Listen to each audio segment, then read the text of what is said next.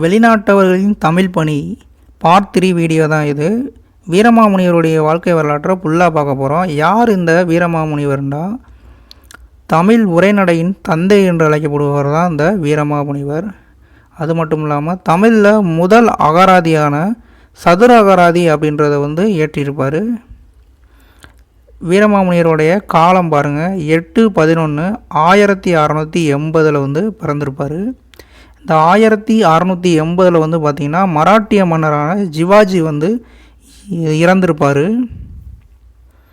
இந்த 8/11 பாருங்கள், அதாவது நவம்பர் 8. இந்த நவம்பர் 8 பார்த்திங்கன்னா தமிழகத்தில் தமிழ் அகராதி தினம் அப்படின்றத கொண்டாடப்படுது. அது மட்டும் இல்லாமல் உலக அளவில் பார்த்திங்கன்னா உலக கதிரியக்க தினம் கொண்டாடப்படுகிறது. இந்திய அளவில் பார்த்திங்கன்னா குருநாக் ஜெயந்தி இந்த நவம்பர் 8 தான் கொண்டாடப்படுது. இவருடைய இறப்பு பாருங்கள் 4/2/1747. 4/2 இந்த தினத்தை என்ன கொண்டாடப்படுறாங்கன்னா, அதாவது பிப்ரவரி 4 உலக புற்றுநோய் தினமாக கொண்டாடப்படுறாங்க. இவர் நூற்றாண்டு எந்த நூற்றாண்டுன்னு பார்த்தீங்கன்னா 17 மற்றும் 18ஆம் நூற்றாண்டை சார்ந்தவர். இவர் இந்தியாவுக்கு வந்த நூற்றாண்டு பார்த்திங்கன்னா 18ஆம் நூற்றாண்டு தான். இது மிக முக்கியம். எல்லாருக்குலையும் 17ஆவது நூற்றாண்டு தான் போட்டிருப்பாங்க. ஆனால் இந்த 18ஆவது நூற்றாண்டு இந்தியாவில் சமயப்பணி ஆற்றிய காலம் 18ஆவது நூற்றாண்டு தான். அடுத்து 2வது பாயிண்ட் பாருங்கள். இவர் பிறந்த இடம் பாருங்கள், இத்தாலி மாண்டுவா மாகாணம் அப்படின்ற மாகாணத்தில் பிறக்கிறாரு. காஸ்திகிலியோனா அப்படின்ற ஒரு சிற்று கிராமத்தில் தான் பிறக்கிறாரு. 3வது பாயிண்ட் பாருங்கள், இறப்பு அம்பலக்காடு கேரளா. தன்னுடைய இறுதி பகுதியில் அம்பலக்காடு மடாலயத்திற்கு சென்று ஒரு வருஷம் மட்டும் வாழ்வார். அங்கே தான் என்னென்னா மறைவார். இவருடைய இறப்பை பற்றி பல்வேறு தகவல் இருக்குது. அதாவது ஒரு சிலர் என்ன பண்ணுறாங்கன்னா, இவர் மணப்பாடு அல்லது மணப்பாறையில் இறந்தார் அப்படின்னு சொல்லுவாங்க. சிலர் பார்த்திங்கன்னா தமிழகத்தில் உள்ள காயல்பட்டினத்தில் வாழ்ந்து இறுதி காலத்தில் இறந்தார் என்று சொல்லப்படுவாங்க. இந்த மாதிரி இவருடைய இறப்பு பல்வேறு குளறுபடிகளாக இருக்கிறது. இதனால் என்ன பண்ணுறாங்கன்னா, இந்த அம்பலக்காடு மடாலயமே என்னென்னா ஒரு அதிகாரப்பூர்வமான ஒரு அறிவிப்பை வெளியிடும். அந்த அறிவிப்பில் பார்த்திங்கன்னா வீரமாமுனிவருடைய இறப்பு அம்பலக்காடு மடாலயத்தில் தான் ஏற்பட்டது அப்படின்ற தகவல்லாம் இடம்பெறும். ஏன் இந்த குழப்பம்னா, இவர் வாழ்ந்த காலத்தில் முஸ்லீம்களுடைய படையெடுப்பு காரணமாக பல்வேறு தேவாலயங்கள்லாம் என்ன பண்ணியிருப்பாங்க, அழிக்கப்பட்டிருப்பாங்க. அதான் மெயினான காரணம். இவருடைய சமாதி அம்பலக்காட்டில் சரியாக கிடச்சிருக்காது.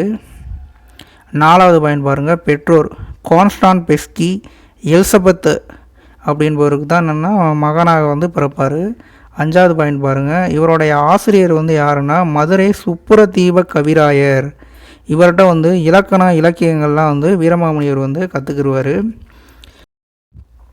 யார் இந்த சுப்புரதீப கவிராயர் அப்படின்னு பார்த்தோம்னா, 18ஆம் நூற்றாண்டில் பல்வேறு நூல்களை எழுதியிருப்பார். அவர் எழுதின நூல்கள் பார்த்திங்கன்னா கூலப்ப நாயக்கன் காதல், கூலப்ப நாயக்கன் விரலி விடு தூது அப்படின்ற போன்ற நூல்கள்லாம் எழுதியிருப்பார். இந்த கூலப்ப நாயக்கன் அப்படின்பவர் யாருன்னு பார்த்திங்கன்னா நிலக்கோட்டை ஆண்ட பாளையக்காரராக இருந்திருப்பார். அது மட்டும் இல்லாமல் சொக்கநாத நாயக்க மன்னனுடைய அரமனை அதிகாரியாகவும் இருந்திருப்பார். அவரை போல்ந்து தான் அந்த சுப்புரதீப கவிராயர் நூல்களில் எழுதியிருப்பார். சுப்புரதீப கவிராயர் பார்த்திங்கன்னா தேம்பாவணியை வீரமாமுனிவர் சொல்ல எழுதினார் அப்படின்ற ஒரு கருத்தும் உண்டு. அப்புறம் சுப்புரதீப கவிராயர் வீரமாமுனிவரின் மேல் இருக்க அன்பின் காரணமாக கிறிஸ்துவ மதத்தை தழுவினார் அப்படின்ற கருத்தும் உண்டு. 6வது பாயிண்ட் பாருங்கள், போர்ச்சுகலுடைய நாட்டினுடைய லிஸ்பான் துறைமுகத்திலிருந்து வீரமாமுனிவர் கிளம்புவார் இந்தியாவுக்கு. 1710 கோவா வருவார். கோவாவில் சில காலம் தங்குவார். கோவா, கொச்சி, அம்பலக்காடு வழியாக மதுரை வருவார். அப்புறம் மதுரையில் சில காலம் இருந்துட்டு காமநாயக்கம்பட்டி தூத்துக்குடி மாவட்ட பகுதியில் இன்றைக்கு இருக்கக்கூடிய பகுதிக்கு அங்கே சில காலம் சமயப்பணியை ஆற்றுவார். 7வது பாயிண்ட் பாருங்கள், மதுரை மிஷன் சமயப்பணி. வீரமாமுனிவர் கிளம்புனது மதுரை மிஷன் சமயப்பணி சார்பாக தான் கிளம்பியிருப்பார். இந்த மதுரை மிஷன் சமயப்பணியை ஏற்படுத்தினது யாருன்னா ராபர்ட் டி நெவிலி. பார்ட் 2 உடைய வீடியோவில் ராபர்ட் டி நெவிலியை நம்ம போட்டிருப்போம். 8வது பாயிண்ட் பாருங்கள். இவர் வந்து பார்த்திங்கன்னா அந்த ராபர்ட் டி நெவிலியோடைய சமயப்பணியை வந்து அப்படியே பின்பற்றியிருப்பார்.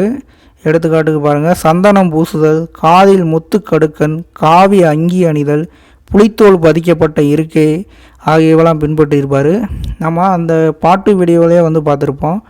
ராபர்ட் டி நெவிலியோடைய கொள்கை வந்து என்னென்னா, அந்நிய நாட்டில் சமயப்பணி மேற்கொள்ளும் பொழுது அங்குள்ள மொழியையும் சமயத்தையும் பின்பற்றி அதுக்கேற்றார் போல் அமைத்து வாழ வேண்டும் என்ற கருத்தை உடையவர் தான் அந்த ராபர்ட் டி நெவிலி. அடுத்து பாருங்கள், வீரமாமுனிவருடைய சமகாலத்தவர் யாருன்னு வந்து பார்த்துக்கலாம். வீரமாமுனிவருடைய சமகாலத்தவர் மதுரையில் வந்து யார் இருப்பான்னா, விஜயரங்க சொக்கநாத நாயக்கர் வந்து மதுரையில் வந்து இருப்பார். விஜயரங்க சொக்கநாத நாயக்கர் வந்து பார்த்திங்கன்னா நம்ம முன்னாடியே பார்த்துருப்போம்.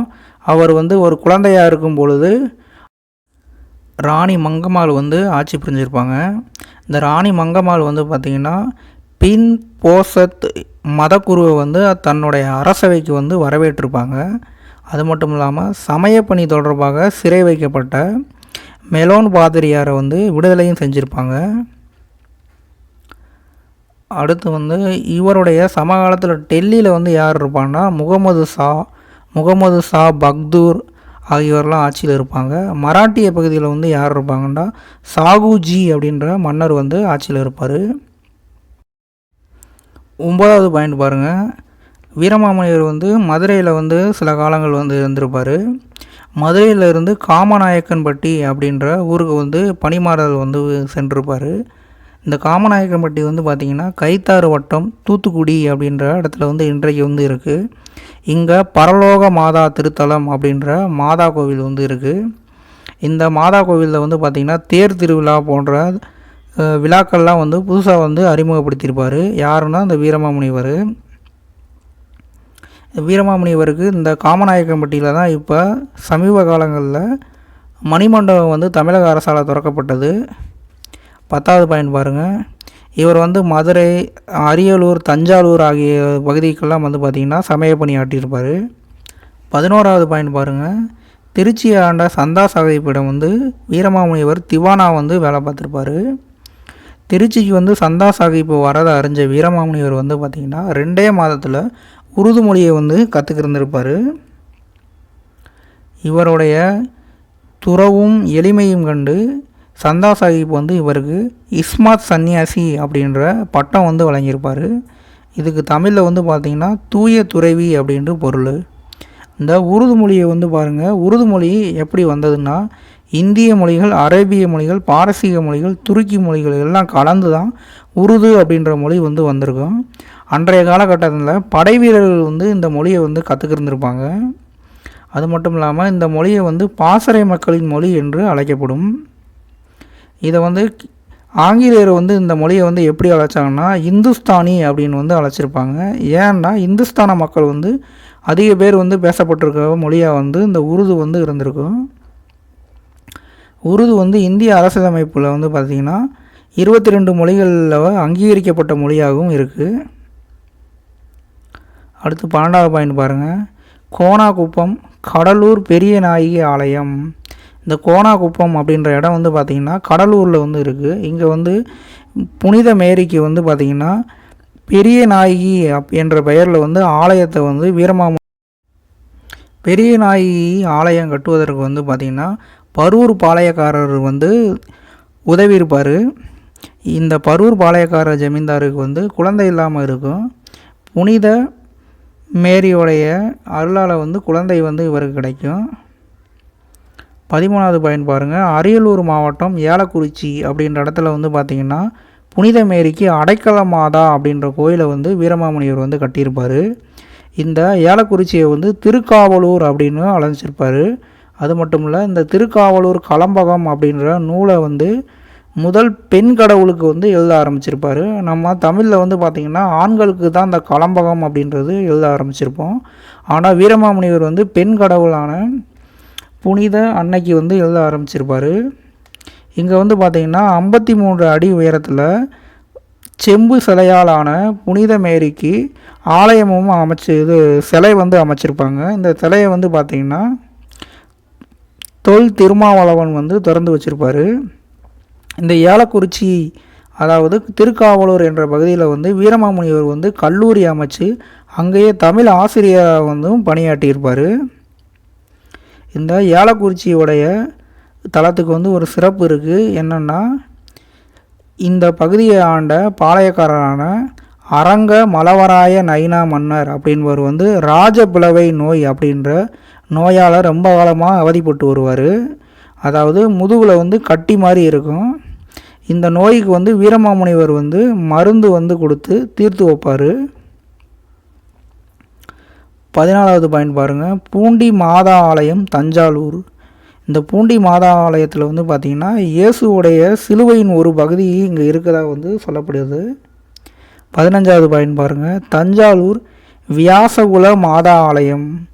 இந்த ஆலயத்தை பூரா யாருன்னா வீரமாமுனிவர் தான் வந்து அமைச்சிருப்பார் அவர் காலத்தில். வீரமாமுனிவருடைய சிறப்பு பெயர்களை பார்க்கலாம். ஃபஸ்ட்டு பாயிண்ட் பாருங்கள், செந்தமிழ் தேசிகன். தேம்பாவணி காப்பியம் படைத்ததுக்காக இவரை வந்து செந்தமிழ் தேசிகன் என்ற பட்டம் கொடுத்து அழைக்கப்படுவார். 2வது பாயிண்ட் பாருங்கள், சுவடி தேடும் சாமியார். இவர் வந்து தன்னுடைய இறுதி காலம் வரைக்கும் என்னென்னா சுவடிகளை தேடி தெரிஞ்சிருப்பார். அதனால் இவர் வந்து சுவடி தேடும் சாமியார் என்று அழைக்கப்படுவார். இதே மாதிரி சுவடி தேடும் சாமியார் என்று ஜியு போப்பும் அழைக்கப்படுவார். 3வது பாயிண்ட் பாருங்கள், தமிழ் உரைநடையின் தந்தை. தமிழ் உரைநடையின் தந்தை என்று அழைக்கப்படுபவர் வந்து யாருன்னா வீரமாமுனிவர் தான். இத்தமிழ் உரைநடையின் முன்னோடி என்று அழைக்கப்படுபவர் தான் யாருன்னா ராபர்ட் டி நெபிலி. அதாவது வீரமாமுனிவர் வந்து பார்த்திங்கன்னா எழுத்து சீர்திருத்தம் செய்து தமிழ் உரைநடையை வந்து மேம்படுத்தியிருப்பார். அதனால தான் தமிழ் உரைநடையின் தந்தை என்று வீரமாமுனிவர் வந்து அழைக்கப்படுறாரு. 4வது பாயிண்ட் பாருங்கள், எல்லல் இலக்கிய வழிகாட்டி. எல்லல்னால் ஏளனம் செய்தல். அதோடைய இலக்கியத்துக்கான வழிகாட்டியாக வந்து பரமார்ந்த குறுகதை அப்படின்ற நூல் வந்து அமைஞ்சிருக்கும். 5வது பாயிண்ட் பாருங்கள், மொழிபெயர்ப்பு துறையின் வழிகாட்டி. பல்வேறு மொழிபெயர்ப்பில் ஈடுபட்டிருப்பார் வீரமாமுனிவர். 6வது பாயிண்ட் பாருங்கள், ஒப்பிலக்கண வாயில். வீரமாமுனிவருக்கு வந்து பார்த்திங்கன்னா தெலுங்கு, கிரேக்கம், ஹிப்ரு, லத்தீன், பிரெஞ்சு ஆகிய மொழிகள்லாம் தெரியும். இந்த மொழிகளிலிருந்து சிறந்த இலக்கணங்களை எடுத்து ஒப்பிலக்கணம் செய்யக்கூடிய வல்லமை பெற்றவர் தான் இந்த வீரமாமுனிவர். 7வது பாயிண்ட் பாருங்கள், தொகுப்பு பணியின் வழிகாட்டி. தொகுப்பு பணிகள்லாம் நிறையா வந்து ஈடுபட்டிருப்பார். அடுத்து பாருங்கள், தமிழ் வரி வடிவின் தந்தை. எழுத்து சீர்திருத்தம் வந்து மேற்கொண்டிருப்பார். அதனால் தமிழ் வரி வடிவின் தந்தை என்றும் வீரமாமுனிவர் வந்து அழைக்கப்படுவார். 8வது பாயிண்ட் பாருங்கள், தமிழ் சிறுகதையின் முன்னோடி. தமிழ் சிறுகதையின் தந்தை என்று அழைக்கப்படுபவர் யாருன்னா வாவே சுப்பிரமணியம். அவர் வந்து பார்த்திங்கன்னா முதல் சிறுகதையான குளத்தங்கரை அரசமரம் அப்படின்ற சிறுகதையை வந்து எழுதியிருப்பார். இந்த குளத்தங்கரை அரசமரம் சிறுகதையானது மங்கையக்கரசியின் காதல் என்ற சிறுகதையின் தொகுப்பில் வந்து இடம்பெறும். 9வது பாயிண்ட் பாருங்கள், தமிழ் அகராதியின் தந்தை என்று வீரமாமுனியர் வந்து அழைக்கப்படுவாங்க. தமிழோடைய முதல் அகராதியான சதுர அகராதியை வந்து வீரமாமுனிவர் வந்து இயற்றியிருப்பார். இதனால் தமிழ் அகராதியின் தந்தை என்று வீரமாமுனிவர் வந்து அழைக்கப்படுவாங்க. தமிழில் இதுக்கு முன்னாடி வந்து அகராதி அப்படின்றது ஒன்று வந்து கிடையாது. அதாவது நிகண்டுகள் வந்து இருந்தது. நிகண்டு வந்து எப்படின்னா, ஒரு பாடல் இருக்குன்னா அந்த பாடலுக்கான பொருள் மட்டும் இந்த நிகண்டில் வந்து கொடுக்கப்பட்டிருக்கும். அகராதி என்ற முறையை வந்து வீரமாமுனிவர் தான் என்னென்னா உருவாக்குறாரு. இவருடைய பிறந்த நாளை வந்து தமிழ் அகராதியின் தினமாக வந்து கொண்டாடப்படுகிறது. 10வது பாயிண்ட் பாருங்கள், உரைநடை இலக்கிய முன்னோடி. இவர் வந்து உரைநடையுடைய இலக்கியங்கள் எழுதுவதற்கு முன்னோடியாகவும் செயல்பட்டிருக்காரு. 11வது பாயிண்ட் பாருங்கள், கான்ஸ்டடைன் அப்படின்ற பொருளுக்கு வந்து பொருள் என்னென்னா லத்தீன் மொழியில் வந்து அஞ்சாதவன் என்று பொருள். இதை அறிந்த வீரமாமுனிவர் வந்து தன் பெயரை வந்து தைரியநாத சுவாமி என்று தானே வந்து பெயரை மாற்றிக்கொள்கிறாரு. 13வது பாயிண்ட் பாருங்கள், தைரியநாதர் என்ற பட்டத்தை மதுரை தமிழ்ச்சங்கம் கொடுத்ததாகவும் சொல்லப்படுது. வீரமாமுனிவருடைய காலத்தில் தமிழ்ச்சங்கம் என்ற அமைப்பு வந்து இருந்ததுக்கான எந்த ஆதாரமும் வந்து கிடையாது. ஆனால் 7ஆம் நூற்றாண்டில் திருஞான சம்பந்தரால் ஏற்படுத்தப்பட்ட மதுரை ஆதீனம் என்ற அமைப்பு வந்து இன்று வரை செயல்பட்டு கொண்டு இருக்கிறது. அது வந்து தமிழ் சங்கமாகவும் செயல்பட வாய்ப்புகள் வந்து உள்ளது. இதில் தான் வந்து பார்த்திங்கன்னா தேம்பாவணி காப்பியத்தை வந்து அரங்கேற்றியிருப்பார் வீரமாமுனிவர். 14வது பாயிண்ட் பாருங்கள். வீரமாமுனிவர் வந்து தைரியநாதர் என்ற பெயர் வந்து வடமொழி பொருளாக இருக்குது. இதை அறிஞ்ச வீரமாமுனிவர் வந்து வீரமாமுனிவர் என்று தமிழ் படுத்துகிறாரு. அது மட்டும் இல்லாமல் தமிழ் சான்றோர்களும் இந்த வீரமாமுனிவர் என்ற பெயர் வச்சு தான் அழைச்சிருக்காங்க. 15வது பாயிண்ட் பாருங்கள். கான்ஸ்டன்டைன் சோசப் பெஸ்கி இதான் அவருடைய இயற்பெயர். இதில் பெஸ்கி அப்படி என்பது வந்து பார்த்திங்கன்னா குடும்ப பெயர். 16வது பாயிண்ட் பாருங்கள். பெஸ்கி அடிகள் என்றும் வீரமாமுனிவரை வந்து அழைக்கப்படுறாங்க. 17வது பாயிண்ட் பாருங்கள். இஸ்மாத் சன்னியாசி. இந்த இஸ்மாத் சன்னியாசிக்கு என்ன பெயர்னா தூய துறவி என்று பொருள். இந்த இஸ்மாத் சன்னியாசி என்ற பெயரை வந்து யார் கொடுத்துருப்பாருன்னா சந்தா சாஹிப் வந்து கொடுத்துருப்பாரு. யார் இந்த சந்தா சாஹிப் அப்படின்னு கேட்டால் கர்நாடகாவுடைய 5வது நவாப்பாக தோஸ்த் அலிகான் என்பவர் வந்து செயல்பட்டிருப்பார். இந்த தோஸ்த் அலிகானுடைய மருமகன் தான் யாருன்னா சந்தா சாஹிப். இந்த சந்தா சாஹிப் வந்து என்னென்னா ஆற்காட்டு நவாப்பாக நியமிக்கப்பட்டிருப்பார்.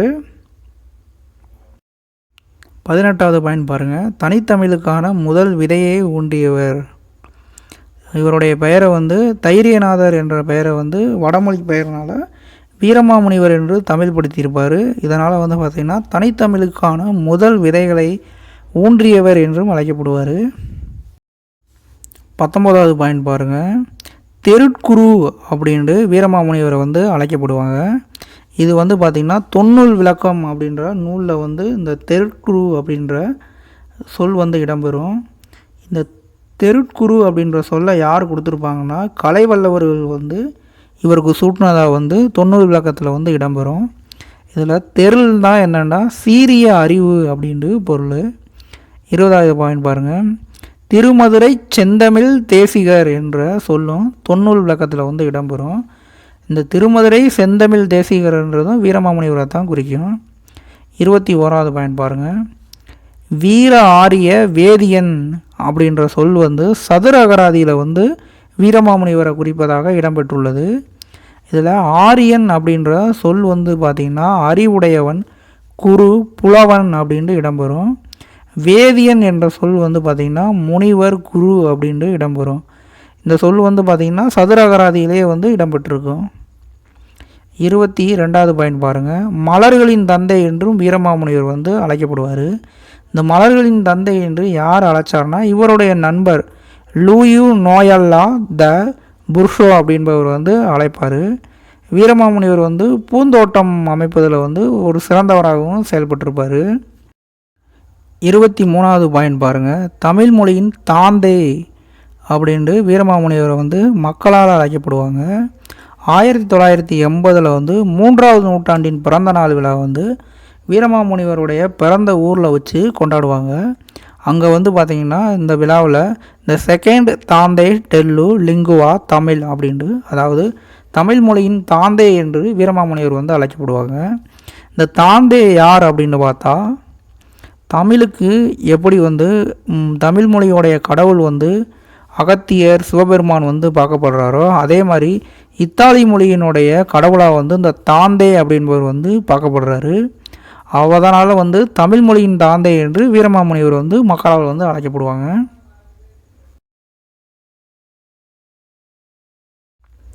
வீரமாமுனிவர் இயற்றிய நூல்களை பற்றி பார்க்கலாம். ஃபஸ்ட்டு பாருங்கள், காப்பியம். காப்பியம் வந்து என்னென்னா தேம்பாவணி காப்பியத்தை வந்து வீரமாமுனிவர் வந்து இயற்றியிருப்பார்.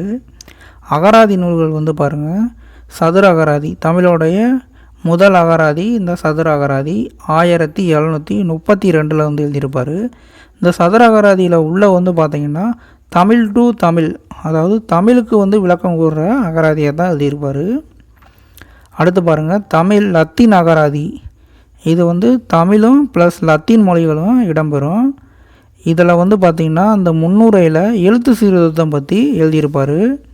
வீரமாமுனிவரோட எழுத்து சீர்திருத்தம் வந்து எப்படின்னு பார்த்திங்கன்னா ஆவண்ணா இருக்குது பாருங்கள், ஆவண்ணா. இந்த ஆவண்ணா வந்து பார்த்திங்கன்னா ஆ மேலே வந்து புள்ளி வச்ச எழுத்தாக தான் இருக்கும்.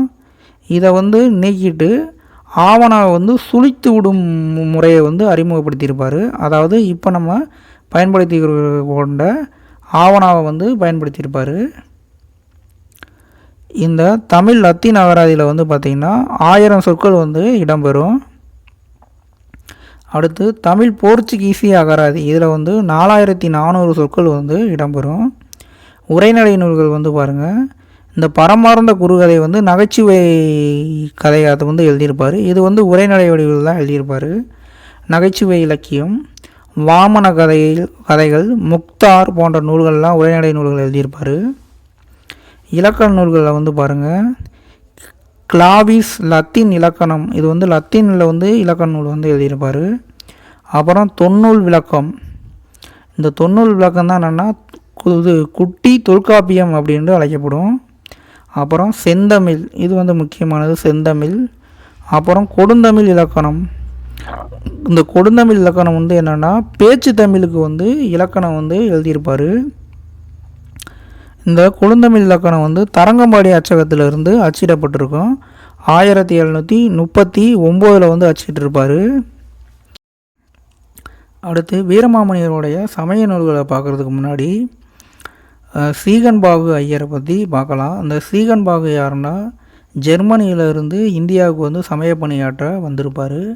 அதாவது அந்த கிறிஸ்துவத்தினுடைய ஒரு பிரிவான புரோட்டோஸ்டாண்ட் என்று அழைக்கப்படும் சீர்திருத்த பிரிவில் இருந்து சமய பணியாற்ற வந்திருப்பார். இவர் வந்து தரங்கம்பாடியில் வந்து தேவாலயம் அமைச்சு சமய பணியில் வந்து ஈடுபடுவார். இந்த சீகன்பாகு ஐயர் தான் விவிலியத்தை முதல்ல தமிழில் வந்து மொழிபெயர்ப்பார். இந்த மொழிபெயர்ப்பு வந்து என்னென்னா பேச்சு மொழியில் வந்து இருக்கிற வாசி வீரமாமுனிவர் வந்து ஒரு அவமரியாதையை வந்து கருதுவார். இப்படி வந்து வீரமாமுனிவருக்கும் சீகன்பாகுக்கும் எப்பயுமே ஒரு மோதல் போக்கு ஏற்பட்டுக்கிட்டே இருக்கும். அடுத்து பாருங்கள், சமய நூல்களில் ஃபஸ்ட்டு நூல் வந்து வேதியர் ஒழுக்கம். இது வந்து சமய தொண்டர்களுக்காக எழுதப்பட்ட ஒரு உரைநடை நூல் தான் இந்த வேதியர் ஒழுக்கம் அப்படின்ற நூல். இந்த நூல் வந்து கன்னடத்திலும் தெலுங்கிலும் மொழியாக்கம் செய்யப்பட்டிருக்கும். இந்த வேதியர் ஒழுக்கத்தில் வந்து 20 அத்தியாயங்கள் வந்து இருக்கும். அடுத்து பாருங்கள், ஞான கண்ணாடி, இது கன்னடத்தில் மொழியாக்கம் செய்யப்பட்ட ஒரு நூல். அடுத்து வேத விளக்கம், இது வந்து பார்த்திங்கன்னா இந்த வேத விளக்கம் என்ற நூல் வந்து சீர்திருத்த சபைக்கு எதிராக எழுதப்பட்டது. அதாவது சீகன்பாகு ஐயருடைய தேவாலயத்துக்கு எதிராக எழுதப்பட்ட நூல் தான் இந்த வேத விளக்கம் அப்படின்ற நூல். இதை எழுதும்போது அவங்க வந்து என்னென்னா பதிலுக்கு வந்து ஒரு நூல் வந்து எழுதியிருப்பாங்க. திருச்சபை பேதகம் அப்படின்ற நூல் வந்து தரங்கம்பாடியிலிருந்து வீரமாமுனிவருக்கு எதிராக எழுதப்பட்ட ஒரு நூலாக வந்து வரும்.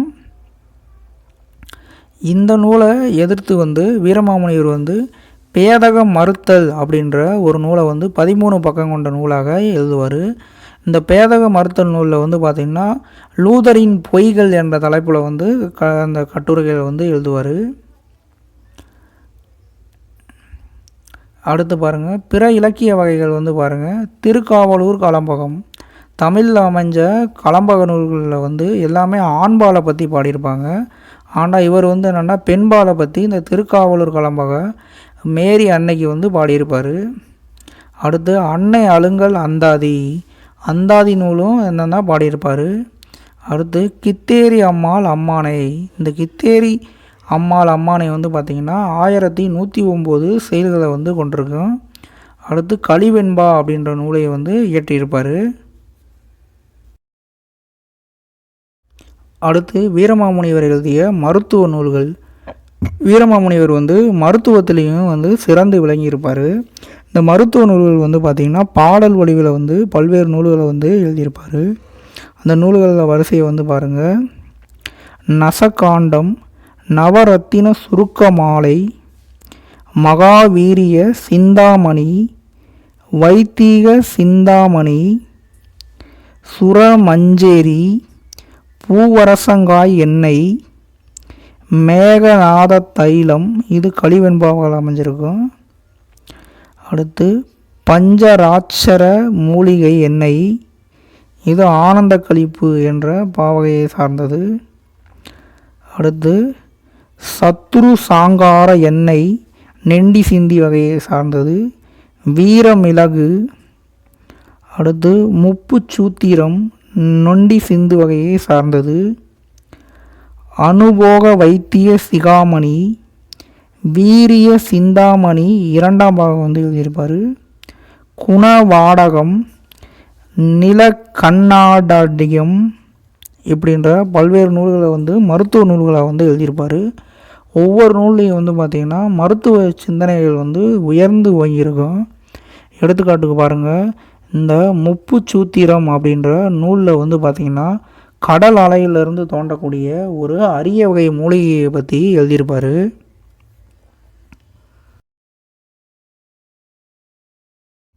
அடுத்து பாருங்கள், தேம்பாவணியை பற்றி விரிவாக வந்து பார்க்கலாம். இந்த தேம்பாவணியை வந்து எப்படி பிரிக்கிறாங்கன்னா, தேம்ப ப்ளஸ் அணி அப்படின்ட்டு, அதாவது வாடாத மாலை என்று பொருள்படும். அடுத்து தேம்பாவணியை வந்து தேன் கூட்டல் பா கூட்டல் அணி என்று பிரித்து, தேன் போன்ற இனிய பாடல்களால் ஆன மாலை என்றும் பொருள் கொள்ளும். இந்த தேம்பாவணியில் வந்து பார்த்திங்கன்னா 3 காண்டம், 36 படலம், 3615 பாடல்கள் வந்து இதில் வந்து இருக்கும். இதோடைய பாட்டுடைய தலைவர் யாருன்னா சூசையப்பர், அதாவது யோசப்னுவாங்க, சூசையப்பர், சோசப் அதை வந்து தமிழில் வந்து வளன் அப்படின்ற பெயர் வந்து இடம்பெறும். இந்த சோசப்ன்ற பெயர் வந்து பார்த்திங்கன்னா கான்சான் சோசப் பெஸ்கி அப்படின்ற பெயர்லேயும் வந்து இடம்பெறும். இந்த வளன் என்ற சொல்லுக்கு வந்து பார்த்திங்கன்னா வளங்களை வளரச் செய்பவன் என்று பொருள். வளன்னா செல்வம் அப்படின்ற மாதிரியும் பொருள் கொள்ளும்.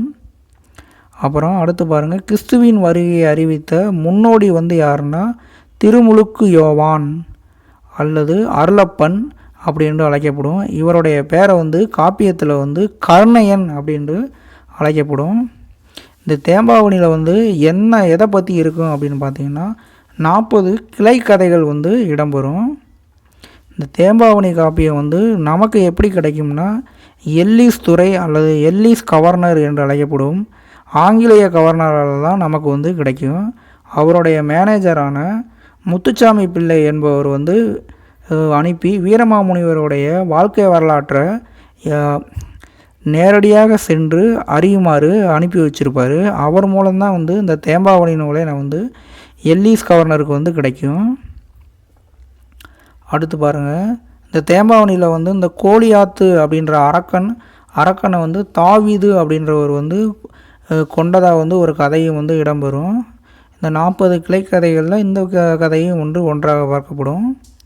அடுத்து தேம்பாவணியோடைய சிறப்பு பெயரை பாருங்கள், கிறிஸ்துவ சமயத்தின் கலைக்களஞ்சியம் அப்படின்னு வந்து தேம்பாவணி வந்து அழைக்கப்படும். அது மட்டும் இல்லை, புறநிலை காப்பியம் என்று வீரமாமுனிவரே வந்து அழைப்பார். இது வந்து மிக முக்கியமான ஒன்று, புறநிலை காப்பியம். அடுத்து பாருங்கள், இதை தேம்பாவணியை எப்படி பாராட்டுறாங்கன்னு பாருங்கள். தமிழ் மொழிகளில் வாடாத கற்பக மாலை தேம்பாவணி அப்படின்ட்டு சுத்தானந்த பாரதி வந்து இதை வந்து புகழ்கிறாரு. இந்த தேம்பாவணியில் வந்து பார்த்திங்கன்னா அதிகமான இடங்களில் வந்து திருக்குறள் கம்பராமாயண தொடர்கள் வந்து அதிக இடங்களில் வந்து இடம்பெறும். அடுத்து பாருங்கள், தொன்னூல் விளக்கத்தை பற்றி விரிவாக வந்து பார்க்கலாம். இந்த தொன்னூல் விளக்கம் வந்து 1730 வந்து எழுதப்பட்டிருக்கும். இது வந்து ஓலைச்சுவடிகள் தான் கிடச்சிருக்கும். இதை 1838 தான் வந்து பார்த்திங்கன்னா பாண்டிச்சேரியில் வந்து களத்தூர் வேதகிரி முதலியார் என்பவர் தான் முதல்ல வந்து என்னென்னா பதிப்பித்திருப்பார். இந்த தொன்னூல் விளக்கத்தில் வந்து பார்த்திங்கன்னா 370 பாக்களை வந்து கொண்டிருக்கும். அது மட்டும் இல்லாமல் ஒரு 5 இலக்கண நூல் தான் இந்த தொன்னூல் விளக்கம் என்பது. இதில் வந்து பார்த்திங்கன்னா எழுத்து அகராதியில் வந்து 40 பாடல்களும், சொல் அகராதியில் வந்து 102 பாடல்களும், பொருள் அகராதியில் வந்து 58 பாடல்களும், யாப்பு அதிகாரம் அப்படின்ற வந்து 100 பாடல்களும், அணி அகராதி அப்படின்ற 70 பாடல்களும் வந்து கொண்டு அமைஞ்சிருக்கும். இது வந்து கட்டளை கலிப்பா சந்த விருத்தம் ஆகிய பாவகையை வந்து சார்ந்தது. இந்த தொன்னூல் விளக்கத்தோடைய சிறப்பு பெயர் வந்து பாருங்கள், குட்டி தொல்காப்பியம் என்று அழைக்கப்படும், 5 இலக்கண தொன்னூல் விளக்கம் அப்படின்னும் அழைக்கப்படும். இந்த தொன்னூல் விளக்கத்தோடைய புத்தகத்தில் வந்து பார்த்திங்கன்னா எழுத்து சீர்திருத்தம் பற்றியும் இடம்பெற்றிருக்கும். அடுத்து லாஸ்ட்டு பாருங்கள், 1730 திருக்குறளில் வந்து அறத்துப்பால் பொருட்பால் ஆகியவற்றை வந்து என்னென்னா லத்தீனில் வந்து வீரமாமுனிவர் வந்து மொழிபெயர்த்திருப்பார். தேம்பாவணி உணர்த்தும் சிறப்பு தொடர்களை பற்றி பார்க்கலாம். தேம்பாவணி உணர்த்தும் நீதி செயல்கள்லாம் பாருங்கள். இல்லறம் துறவறம் பற்றி தேம்பாவணியில் வந்து கூறப்பட்டிருக்கும். அப்புறம் உழைப்பினுடைய மேன்மை, வறுமையில் செழுமை, கற்பின் பெருமை, கடவுளின் பெருமை, அறத்தின் மேன்மை, பாவத்தின் கொடுமை, காதலின் பெருமை, காமத்தின் தீமை, இயற்கை வனப்பில் இறைவனின் தோற்றம் ஆகியவெல்லாம் பற்றி சொல்லப்பட்டிருக்கும். பழைய புக்கில் வந்து பாருங்கள், இந்த தொடர் வந்து இடம்பெறும். நகைசை தன்மையினம் பொழில் இத்தாய் துகளும் பகைசெய் நெஞ்சமும் பெற்று மென்றரு. இது வந்து மகவர் படலம் அப்படின்ற படலத்தில் வந்து இடம்பெறும். இந்த தொடர் வந்து எப்படின்னா, இந்த நகைசெய் பகைசெய் செய் அப்படின்ற மாதிரி அந்த பாடல் வந்து வரும். இப்போ நியூ புத்தகத்தில் வந்து பார்த்திங்கன்னா, நியூவோட 10th புத்தகத்தில் வந்து பார்த்திங்கன்னா, பூக்கையும் குவித்து பூவை புரிவெடு காக்கென்று அம்பூஞ்சம் அப்படின்ற தொடர் வந்து இடம்பெறும். அடுத்து பாருங்கள், வீரமாமுனிவருடைய சிறப்பு தொடர். தேம்பாவனையும் திருக்காவலூர் கலம்பகமும் கதம்பக மாலையாய் காட்சியளிக்கிறது. தொன்னூல் பொன்னூலாக இலங்குகிறது. சதுரகராதி முத்தாரமாய் மிளிர்கிறது. வீரமாமுனிவர் தமிழ் முனிவர்களில் ஒருவராக விளங்குகிறார் என்றெல்லாம் ராபி சேதுப்புல வந்து புகழ்ந்து கூறியிருப்பார். வீரமாமுனிவருக்கான மணிமண்டபத்தை 1 கோடி ரூபாய் செலவில் காமநாயக்கன்பட்டி அப்படின்ற இடத்துல தமிழக அரசால் 23/1/2024 வந்து திறந்துருப்பாங்க. இந்த காமநாயக்கன்பட்டி வந்து பார்த்திங்கன்னா தூத்துக்குடி மாவட்டம் கோயில்பட்டிக்கு அருகே வந்து இருக்கும். அடுத்த பாயிண்ட் பாருங்கள். ராசமாணிக்கம் வந்து வீரமாமுனிவரை எப்படி புகழ்கிறாரு அப்படின்னு பாருங்கள். இந்த ராசமாணிக்கம் வந்து வீரமாமுனிவரை பற்றி வாழ்வும் பணியும் ஆய்வு செய்தவர் தான். இவர் வந்து தொல்காப்பியர் காலத்திலிருந்து தமிழ் எழுத்துக்களை எவராலும் மாற்ற முடியவில்லை. வெளிநாட்டில் பிறந்து ஏலக்குறிச்சி என்ற சிற்றூரில் பாமர மக்களிடையே பணிபுரிந்து வீரமாமுனிவர் இத்தகைய சீர்திருத்தத்தை செய்து நடைமுறைக்கு கொண்டு வந்தார் என்று வந்து புகழ்ந்திருக்காரு. வீரமாமுனிவருடைய வாழ்வையும் வரலாற்றையும் தமிழ்லையும் ஆங்கிலத்தையும் முத்துச்சாமி பிள்ளை வந்து எழுதியிருப்பார்.